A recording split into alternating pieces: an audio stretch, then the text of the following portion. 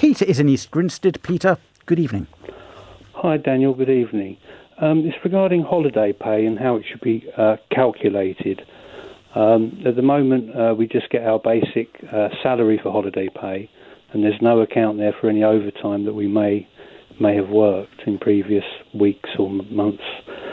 I must add to that the employer, my employer sent an email around to us saying that he's knocked the overtime rate down from 1.5 times pay to 1.41 times pay, even though it doesn't show up on the pay slip, and that's to make an account for the extra pay that we should be receiving. Just want to know if that's the correct way of doing it. It certainly isn't, Peter. It's been the law for about 10 years now that you are entitled to be paid your holiday based on your normal income. Not your basic pay, but your normal income, which can include an element for commission, it can include an element for overtime, it can include an element for bonuses.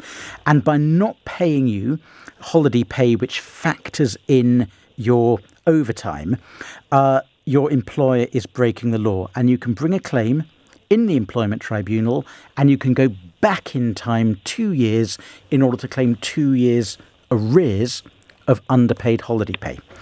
But what he's trying to do is wriggle out. Someone's probably told him this, and he's trying to wriggle out by reducing your overtime rate so as to enable him to pay. It's roughly 12.07% of overtime. That's the amount it is. Enable him to pay that extra money as holiday. And that is not lawful. It's not lawful because he's essentially getting out of paying the holiday that he's obliged to do. You can go to a tribunal and ask for a declaration as to the terms and conditions under which you're employed, and a tribunal will say that you are entitled to overtime at 1.5 rate. It's very, very basic law. Your employer almost certainly knows that it's doing the wrong thing, and you would win if you took this to a tribunal. Does that help, Peter? Yes, it does. So the tribunal, how do I go about going to a tribunal? The first thing you have to do is contact ACAS on acas.org.uk. ACAS will try to conciliate, which means to strike a deal between you and your employer. They have about 6 weeks in which to do that.